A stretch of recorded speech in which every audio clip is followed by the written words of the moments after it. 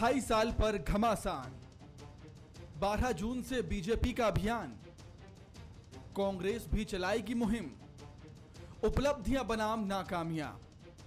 छत्तीसगढ़ में अभी मानसून की दस्तक देने में थोड़ा वक्त है, लेकिन उससे पहले नया सियासी तूफान दस्तक दे गया है।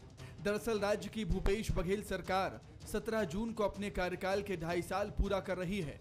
सरकार हर मोर्चे पर अपनी पीठ थपथपा रही है, लेकिन दूसरी तरफ बीजेपी राज्य सरकार की नाकामियां गिनाने शहर शहर गांव-गांव फेरे लगाएगी। बीजेपी 12 जून शनिवार से जनसंपर्क का महाअभियान शुरू करने जा रही है, जिसे सफल बनाने बीजेपी के दिग्गजों ने मोर्चा संभाल लिया है। पूर्व मुख्यमंत्री रमन सिंह ने अभियान के एक दिन पहले कहा, बघेल सरकार 2.5 साल से झूठ बोल रही है। अब जनता से किए वादों को लेकर जवाब देने की बारी आ गई है। तो अब सवाल तो पूछे जाएंगे, नवयुवकों के द्वारा। बेरोजगारी भत्ता नहीं मिल रहा है, उसका सवाल होगा, क्योंकि आपने वादा किया था, आपने गीता और गंगा जल हाथ में लेकर कहा था मैं शराबबंदी करूंगा। सवाल तो पूछे जाएंगे और जवाब तो देना पड़ेगा भूपेश सरकार को। सवाल बच्चा बच्चा महिला पूछेगी, सवाल युवा पहुंचेगा, सवाल वो बुजुर्ग पूछेगा कि मेरे बेरोजगारी वृद्धावस्था पेंशन 1,500 करने की बात और वादा आपने किया था। सवाल तो पूछे जाएंगे, 2 साल का बोनस कहाँ गया? ये जवाब भूपेश को देना पड़ेगा, भूपेश सरकार को।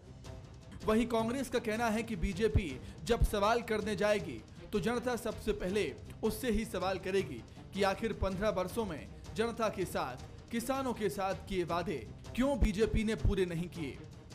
पहला ही प्रश्न लोग पूछेंगे कि आपने जनता को धोखा क्यों दिया। 270 देने की बात कही थी, आपका बजट तब अलाउ नहीं करता था। 300 रुपया बोनस की बात कही थी, किसानों से आपने झूठ क्यों बोला था। 2100 रुपया सपोर्ट प्राइस करने की बात कही थी और आज तक आपके नेतृत्व में आदरणीय मोदी जी की केंद्र सरकार 2100 रुपया 7 साल बीतने के बाद भी नहीं पहुंच पाई। तो आप उसमें क्या कहना चाहते हैं? और छत्तीसगढ़ की सरकार अगर अपने बजट से, अपने संसाधन से, अपने किसानों को अगर 2500 रुपया प्रति क्विंटल दे रही है तो भारतीय जनता पार्टी इसका विरोध क्यों करती है? जनता के इन प्रश्नों का उनको सामना करना पड़ेगा। राज्य सरकार के 2.5 साल पूरे होने पर छत्तीसगढ़ में सियासी गर्मी बढ़ गई। बीजेपी लगातार राज्य सरकार पर हमले कर रही है, तो कांग्रेस बीजेपी के तमाम आरोपों को खारिज कर रही है। मुख्यमंत्री एक के बाद एक जिलों को विकास की सौगातें दे रहे हैं। ऐसे में निश्चित रूप से सरकार के आधे कार्यकाल के पूरा होने पर नई सियासी जंग तो होनी ही थी, क्योंकि कांग्रेस ने 2023 की फिल्म पर काम शुरू कर दिया है। शूटिंग आधी हो चुकी है, जबकि बीजेपी पिछले 2.5 साल से 23 की पिक्चर की पटकथा ही लिख रही है। अभिषेक शुक्ल, बंसल न्यूज, रायपुर।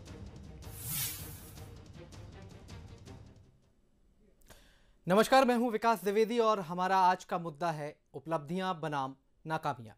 देखा जाए तो दोनों का चोली दामन का साथ है, लेकिन दोनों के बीच एक बारीक सा अंतर भी है। उपलब्धियों के शिखर पर पांव जमाने के लिए जगह बहुत कम होती है। जरा सा भी संतुलन बिगड़ा तो नीचे एक बड़ा ढलान है, जहां तमाम नाकामियां आपके इंतजार में हैं, आपकी सफलता की पूरी इबारत निकल जाने को। इसलिए शिखर पर संतुलन बनाए रखना अपने आप में बड़ी उपलब्धि है। लेकिन साहब, उपलब्धि को नाकामी और नाकामी को उपलब्धि साबित करना राजनीति का एक पुराना हुनर है। यहां सत्य स्वास्थ्य के अनुसार नहीं, स्वाद के अनुसार चुना जाता है। बहरहाल, कार्यक्रम को आगे बढ़ाते हैं और सबसे पहले आपका परिचय उन मेहमानों से करवा देते हैं जो आज हमारे साथ इस चर्चा में शामिल होंगे। हमारे साथ कांग्रेस प्रवक्ता रमेश वल्यारनी जी जुड़ रहे हैं, बहुत स्वागत करता हूं सर आपका। इसके साथ ही बीजेपी से प्रवक्ता अनुराग सिंह देव जी हमारे साथ हैं, बहुत स्वागत है सर आपका। और इसके साथ ही हमारे साथ राजनीतिक विश्लेषक उचित शर्मा जी हमारे साथ जुड़ रहे हैं, बहुत स्वागत करता हूं सर। लगातार जो मुद्दे राजनीति में आते हैं और इसके बाद तमाम आरोप प्रत्यारोप और विरोध का दौर शुरू हो जाता है। छत्तीसगढ़ की सियासत में भी कुछ ऐसा ही नजर आ रहा है। सबसे पहली प्रतिक्रिया मैं सर उचित शर्मा सर आपसे चाहूंगा कि क्या विरोध कर देने के लिए, केवल विरोध के लिए समंदर को मीठा कह देना उचित है? क्या कहेंगे सर? जी सर। जी बिल्कुल, ऐसा ही कुछ यहाँ छत्तीसगढ़ में हो रहा है। जी। छत्तीसगढ़ भाजपा जिस दौर से गुजर रही है अभी, वो ओवररेटेड नेता और अंडररेटेड विपक्ष उनका अभी फिलहाल मौजूद है। जी। जो पिछले 2.5 सालों में जो आवाज नहीं उठी और जो 2.5 साल पहले से उनको इस तरीके से अपनी आवाज बुलंद करनी चाहिए, एक एक नाकामियां गिनानी चाहिए थी, उसमें विपक्ष विफल रहा है, बात सत्य है। लेकिन जिस तरीके से रमन सिंह जी कह रहे थे कि प्रदेश का एक एक युवा जाएगा, एक एक बच्चा जाएगा, एक एक महिला जाएगी, एक एक बुजुर्ग जाएगा, लोगों से जवाब मांगेगा, मैं यही जनता जानना चाहती। जनता ये सब सुनना तो चाहती है, लेकिन भारतीय जनता पार्टी के मुख से नहीं सुनना चाहती। आप ये देखिए, क्या भारतीय जनता पार्टी के नेता रमन सिंह जी का जो कथन है, वो अपने एक बार मंत्रियों को भेज के देखिए, एक बार अपने विधायकों को भेज के देखिए, एक बार अपने पूर्व विधायकों को भेज के देखिए, तब इनको हकीकत जो है ग्राउंड जीरो से रिपोर्ट समझ में आएगी कि पिछले 15 साल का जो भय, गुस्सा अभी तक लोग यहाँ भूले नहीं है। तो अभी एकदम से ये कह देना कि विपक्ष जो सत्ता पक्ष में बैठे दल है, वो उनकी नाकामियां गिनाना, नाकामियां वो सुनेगी, देख रही है, वो वॉच कर रही है, लेकिन नाकामियां आपके मुंह से सुनना नहीं चाहेगी जनता, ये बात भी उतनी ही सत्य है। जी चलिए मैं आगे बढ़ता हूं और अब इस पर मैं बात करना चाहूँगा बीजेपी प्रवक्ता अनुराग सिंहदेव जी आपसे। जिस तरह से कहा गया कि जनता आपके मुंह से नहीं सुनना चाहती, आपने सुना कि ओची शर्मा जी ने क्या कुछ कहा है, जनता आपके मुंह से नहीं सुनना चाहती, उसके दिमाग में ये मुद्दे तो हैं, लेकिन 15 वर्षों का भी हिसाब उसके दिमाग में है, क्या कहेंगे? विकास जी, एक तो पिछले 15 वर्षों का जो कार्यकाल था वो एक लंबा कार्यकाल था और उसकी बहुत सारी उपलब्धियां हैं, उसको मैं गिनाना नहीं चाहूंगा जी।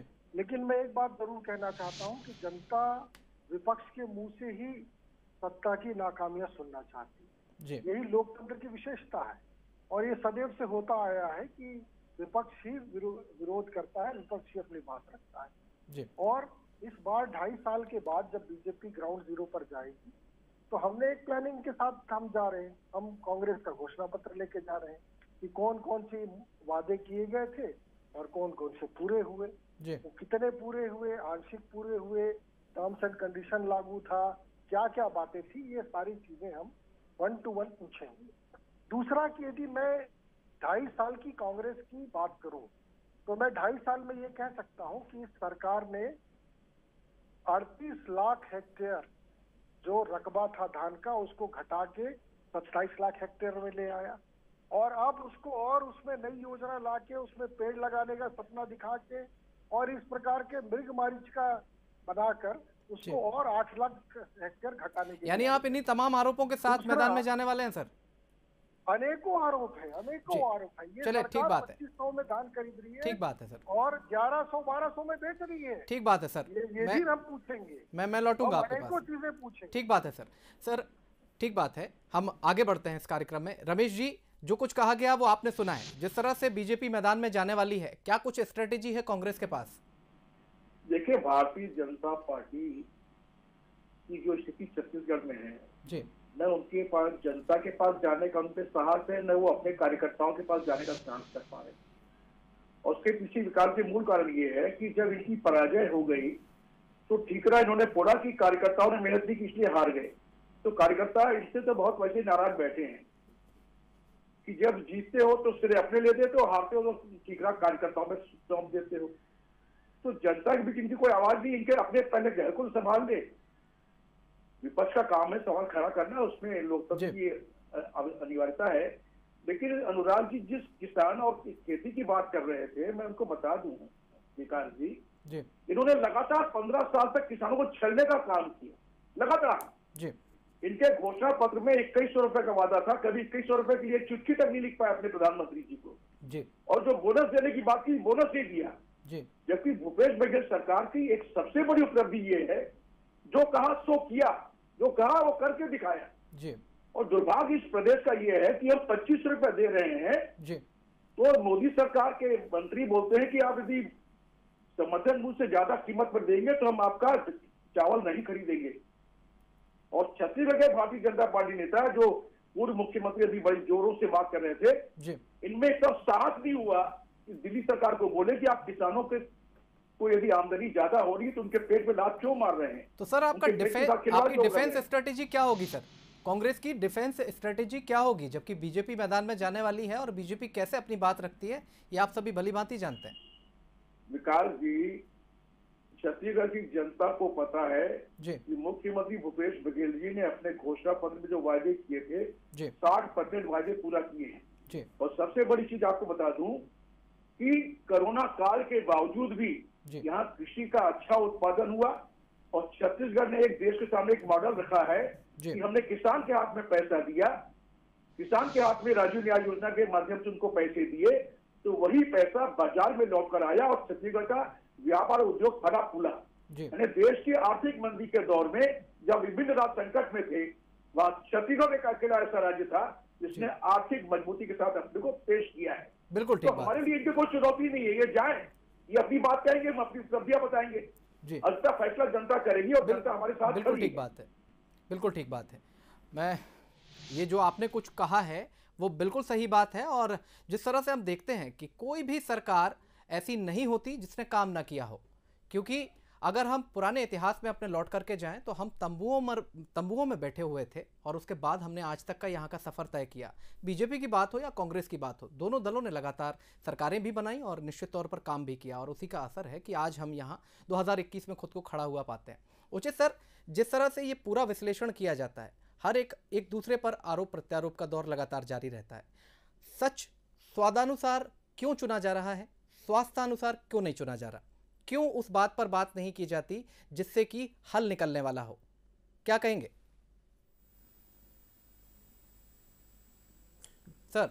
देखिए, विपक्ष का इंतजार तो छत्तीसगढ़ की जनता भी कर रही है, उनके सवालात का इंतजार तो छत्तीसगढ़ की जनता कर ही रही है, लेकिन इतना संबल जुटाने में, इतनी नैतिकता लाने में इनको 2.5 साल लग गए, ये बड़े आश्चर्य की बात है। मुझे ये भी बड़ा अचरज रहता है कि आप देखिए कि ये आज भी एक मीटिंग थी, अनुराग जी अगर मैं गलत नहीं हूँ तो आज भी एक आपकी ऑनलाइन एक मीटिंग थी, और केंद्रीय नेता इनको स्टेट के मुद्दे बताए जाते हैं जो छत्तीसगढ़ के नेताओं को उठाने चाहिए। विपक्ष केवल भारतीय जनता पार्टी का नहीं है, वो आम जनता का है, आवाम का है। हमारे जैसे कई लोगों की उम्मीद विपक्ष से जुड़ी हुई कि वो हमारे बिहाफ में सवाल उठाएंगे, मगर वैसा होता नजर नहीं आ रहा है। तो भारतीय जनता पार्टी में जितनी नैतिकता का संबल आना चाहिए, जो एक उनमें एक शक्ति दिखनी चाहिए, वो खुद बिखरे हुए महसूस होते हैं। रायपुर जैसे नगर निगम में भी 2-2 साल नेता विपक्ष के लाने में लग जाते हैं, बहुत धड़ों में बटा हुआ विपक्ष नजर आता है, कोई अलग अलग खेमे में सब लोग बटे हुए हैं। तो जो एकजुटता इनमें विपक्ष की होनी चाहिए वो अभी तक नहीं आ पाई, और मुझे नहीं लगता कि अभी इस प्रयास से भी वो आ पाएंगे। नो डाउट कि ये प्रयास उनका बहुत अच्छा है, ये पहले भी करने चाहिए थे, लगातार करने चाहिए, क्योंकि ये जो इलेक्ट्रल पॉलिटिक्स है उसमें विपक्ष केवल चुनाव के समय खड़ा हो वो जरूरी नहीं है, ये लगातार और सतत प्रक्रिया होती है विपक्ष की। और जितना मुखर होकर विपक्ष को सदन में और सदन सड़क पे आवाज उठानी चाहिए थी, उतनी संजीदगी से वो नहीं उठा पा रही। ये छत्तीसगढ़ का दुर्भाग्य है। जो फ्रंट फुट पे खेलना चाहिए विपक्ष को, तमाम ऐसे मुद्दे हैं, मुद्दों की पहचान नहीं हो पा रही है। उदाहरण के तौर पे आज की मीटिंग में जो केंद्रीय नेतृत्व इनको बताता है कि आप वनोपज से जुड़े मुद्दे, इमली से जुड़े मुद्दे, आपके तेंदुपत्ता से जुड़े मुद्दे, आदिवासियों से जुड़े मुद्दे आप उठाइए, उनके पास जाइए, उनसे संवाद कीजिए। तो क्या ये हमारे छत्तीसगढ़ प्रदेश के विपक्ष में बैठे बड़े नेताओं का दायित्व तो फर्ज नहीं होता कि वो इन आवाज को पहले से उठाएं? क्या वो इतने काबिल है, उतना संबल उनमें नहीं है कि वो इस तरीके की चीजें जो केंद्रीय नेतृत्व द्वारा बताई जा रही है वो इनको शुरू से आवाज उठानी चाहिए थी? ये पूरा का पूरा अभी जो चेहरा और जो सजा धजा होना चाहिए विपक्ष का, वो अभी आधा अधूरा है। तो इतनी जल्दी मतलब इस तरीके से ये कितने प्रभावित कर पाते लोगों के घर जाके, या आवाम को जो 2.5 करोड़ 3 करोड़ जनता को ये घर घर जाके कितना इम्प्रेस कर पाते हैं, कितनी अपनी बातों को ये समझा पाते हैं, ये तो देखने वाली बात होगी। लेकिन फिर भी एकजुटता की कमी है, गंभीरता की कमी है, मुद्दों की पहचान की कमी है। जो मुद्दे विपक्ष को उठाने चाहिए थे वो इनसे लगातार छूटते जा रहा है। इसका फायदा निश्चित तौर पे सत्ता पक्ष को मिल रहा है। वाकई सर, बिल्कुल। अगर स्थानीय लोग बैठे हैं, जो वरिष्ठ है वो नहीं बैठे हैं। जो ये एक चीज विकास जी और बोलूंगा कि विपक्ष में जो घनिष्ठ हैं वो बैठे हुए हैं, जो वरिष्ठ है और जिनको इसकी समझ है उनको तवज्जो नहीं दी जा रही है। उनको वो एक अलग धड़ा, एक अलग मुद्दा है कि उनको उनका जो ग्राफ है वो नीचे कर दिया जा रहा है। तो उतने आरपीएम से कोई बोलने में सक्षम नहीं है विपक्ष में। जी, यानी कि कहीं ना कहीं संवाद की इसमें कमी साफ तौर पर देखी जा सकती है। अनुराग जी, विपक्ष बटा हुआ है, धड़ों में बटा हुआ है, साफ तौर पर आपके सामने ही ये बात कही जा रही है। उसके बाद किस मुंह, कौन सा मुंह लेकर के आप जनता के बीच जाएंगे? आप अगर एकजुट होते तो उसके बाद सर एक बात और भी, यहाँ पर 2.5 साल लग गए आपको एकजुट होने में, तो क्या बीजेपी टुकड़ों में बटी हुई है, धड़ों में बटी हुई है? क्या कहेंगे सर? देखिए विकास जी, एक तो मैं आपको बताऊं कि ऐसा कोई दृश्य नहीं है जिसमें बीजेपी ये दिखाई दे कि वो टुकड़ों हो जी। जहां तक हमारे टारगेट थे संगठन के वो सब हमने पूरे किए हैं, लेकिन ये दृश्य उल्टा कांग्रेस के ऊपर जरूर दिखाई दे रहा है आज। चाहे आप सेंट्रल लीडरशिप ले लीजिए, बाकी स्टेट्स में ले लीजिए, जो घमासान मची हुई है, छत्तीसगढ़ में जो 2.5 साल को लेकर राजनीति मची हुई है, जिस प्रकार की हॉर्स ट्रेडिंग शुरू हो गई है विधायकों के बीच में, जिस तरीके से अभी तक 2.5 साल में निगम मंडलों की नियुक्ति नहीं कर पाए इनके सिर्फ उठावल के कारण, तो ये दृश्य तो कांग्रेस के अंदर है आज।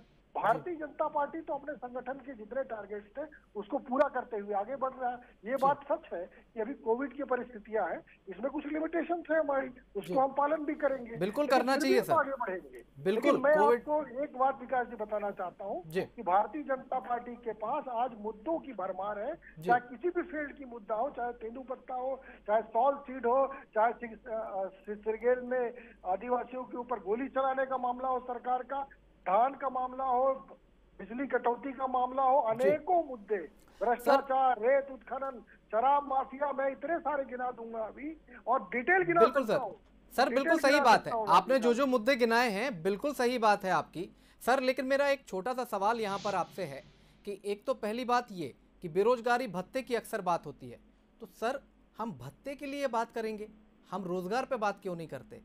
हम क्यों इसमें फेल हुए कि आज हमें बेरोजगारी जैसे भत्ते को एक मुद्दा बनाना पड़ रहा है? पहली बात। दूसरी चीज, 2.5 साल में क्या ये पूरी अनियमितताएं हो गई? अगर हो गई तो उसके बारे में भी आप बताइए अनुराग जी। देखिए मैं एक कंपैरिजन करूंगा कि पिछले 15 सालों में या पिछले 5 वर्षों में, उससे पहले जब बीजेपी की सरकार थी, तो जितनी भर्तियां हमने की, चाहे शिक्षा कर्मी की हो वो कितनी संख्या थी, पुलिस भर्ती है वो कितनी संख्या थी, पटवारी से लेकर सभी विभागों में जो भर्ती की, पीएससी में भर्ती की, वो सारी संख्या इतनी थी कि आज इस 2.5 साल में उसका 10% भी कांग्रेस की सरकार ने नहीं किया है। ये मैं चैलेंज पूर्वक कह सकता हूँ अभी, उसका 10% भर्ती भी नहीं किया है इन्होंने। इसलिए स्वाभाविक रूप से यदि बेरोजगारी का प्रश्न उठेगा, और इन्होंने ही मुद्दा उठाया था, इन्होंने अपने घोषणा पत्र में 2,500 रुपए भत्ते का आश्वासन दिया था ये बेरोजगारों को कि जब तक हम नौकरी नहीं देंगे 2,500 रुपए आपको देंगे। तो यदि मैं 2.5 साल का जोड़ू हिसाब किताब, तो एक युवा के जिम्मे 50 से 60 हजार रुपया होता है जो इनको देना चाहिए। ठीक बात है सर, चलिए आगे बढ़ते हैं। रमेश जी, क्यों नौकरियां नहीं दे पाए? कहाँ कमी रह गई? 2.5 साल में 10% की बात कही जा रही है, बड़ा सवाल है आपकी पार्टी पर। चूंकि सत्ता में है तो आपको ही जवाब देना होगा, क्योंकि सवाल तो सर सरकार से ही पूछे जाएंगे। बिल्कुल इनको पूछने का हक है जी। विकास जी, अनुराग जी को पता है उन्होंने 2 लाख शिक्षकों का सर्विलेंस 15 साल में नहीं कर पाए, वो भूपेश बघेल की सरकार ने किया। 15,000 शिक्षकों की नियुक्ति हमने की, पुलिस में भर्ती हमने की, और ये बेरोजगारी भत्ते की जो बात कर रहे हैं ना, तो थोड़ा अपने गिरेबान में भी झांक लें। 15 साल में इन्होंने अपने हर घोषणा पत्र में कहा था हम बेरोजगारी भत्ता देंगे, आपने दिया क्या? हमको तो 2.5 साल हुए हैं। पहले साल अपने किसानों की समस्याओं को हल किया, उसके बाद हमको कोरोना काल में हमारे लिए सबसे बड़ी चुनौती थी आम आदमी के जीवन की रक्षा करना, तो सारा उसी में कर रहे थे। अभी अनुराग जी बोल रहे हैं कि कांग्रेस की सिर पोटवल है, कोई सिर पोटवल नहीं है। यदि कोरोना काल में मुख्यमंत्री भूपेश बघेल जी निगम मंडल में नियुक्ति करते तो यही सवाल खड़े करते कि कोरोना काल में इनकी प्राथमिकताएं क्या है। इसलिए मुख्यमंत्री जी ने वो लिस्ट तैयार करी है, कभी भी आ सकती थी, लेकिन कोरोना के देखते हुए पहली प्राथमिकता उन्होंने स्वास्थ्य को दी है। और विकास जी मैं बता दूं, ये बहुत मुगालते में है, ये 2.5 साल के बाद ये अपने दौरे में जाएंगे। आज सवाल ये है कि आम आदमी अपनी वैक्सीनेशन को लेकर परेशान है।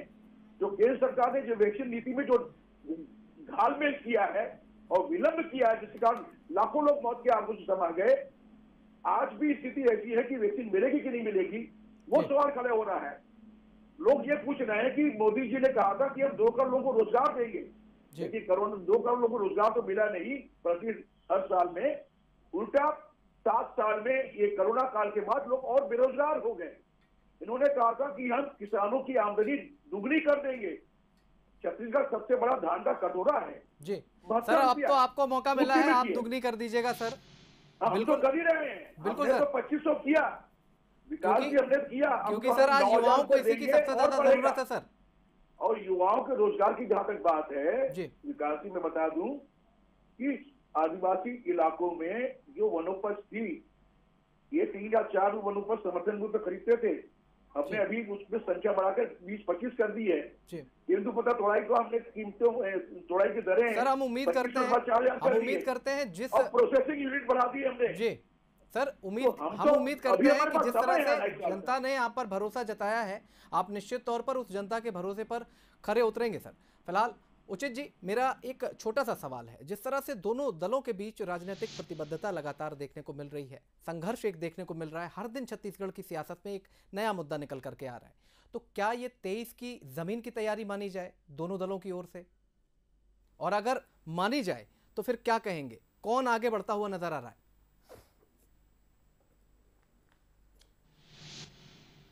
देखिए निश्चित तौर पे कि आप ये तो कह सकते हैं कि राजनीतिक उठापटक तो करनी पड़ेगी दोनों ही पार्टी को जी। लेकिन यहाँ जो वर्तमान में और समय में जो अभी उस मुद्दे को उठाया जा रहा है और जो लोगों के घर घर मैसेज पहुंचाया जा रहा है इनकी फेलियर का, उसके पीछे जो मुझे लगता है, जो मेरी समझ कहती है कि वो जो एक ब्रांड मोदी की जो इमेज को धक्का लगा है, उसका नुकसान नीचे जनता तक ना जान पाए और उनको मुद्दों में भटका के उसको दूसरे मुद्दों में ला के उनकी इमेज को बरकरार रखने की जिम्मेदारी भारतीय जनता पार्टी छत्तीसगढ़ को भी है। तो ये एक छुपा हुआ उद्देश्य जो मैं आपको बताने का प्रयास कर रहा हूँ कि जो टोटल वैक्सीनेशन के कारण, जो केंद्र की फेलियर के कारण जो ब्रांड इमेज खराब हो रही थी कि मोदी जी का नाम खराब हो रहा था, जो उनकी टीआरपी गिर रही थी, उस मुद्दे से ध्यान भटकाने के लिए ये बात कोशिश की जा रही है कि सत्ता पक्ष फेलियर है, सरकार फेलियर है, ये तमाम कोशिश की जा रही। और नो डाउट कि अब जो सरकार, अब जो समय करीब आते जा रहा है, 2.5 साल हो गया है, तो नो डाउट कि अपने चूँकि पॉलिटिकल पार्टियां हैं, अपने अपने लोगों के पास जाके मैसेज देंगी, ये अपने पॉजिटिव पॉइंट बताएंगे, वो अपनी नेगेटिविटी बताएंगे, तो ये लगातार चलते रहेगा। लेकिन अभी ये शुरुआत केवल चुनावी देखना जाए तो ये थोड़ा जल्दबाजी होगी कहना कि ये इसको चुनावी तैयारियों के रूप में देखा जाए, तो ये जल्दबाजी है। आप बिल्कुल सही बात कही सर आपने। अगर हम पूरे मुद्दों को देखें तो जिस तरह से पूरा अगर इसका विश्लेषण किया जाए और हर एक चीज़ को टटोला जाए तो अलग अलग समय पर अलग अलग चीज़ें सामने आ रही हैं। आप सभी ने इस चर्चा में हिस्सा लिया, उसके लिए आप सभी मेहमानों का बहुत बहुत धन्यवाद। तो छत्तीसगढ़ में लगातार जो सियासी पारा गर्म है और जिस तरह से चीज़ें सामने आ रही हैं, हमने कहा था कि सत्य स्वादानुसार चुनना है या स्वास्थ्य के अनुसार, तो ये गौर करने वाली बात है। हालांकि दोनों पार्टियां पीछे हटने को तैयार नहीं है, सब अपना अपना सच लेकर के जनता के बीच जाने वाली हैं। हमारी दोनों पार्टियों के साथ शुभकामनाएं हैं कि वो अपनी बात जनता तक पहुंचाने में सफल रहें।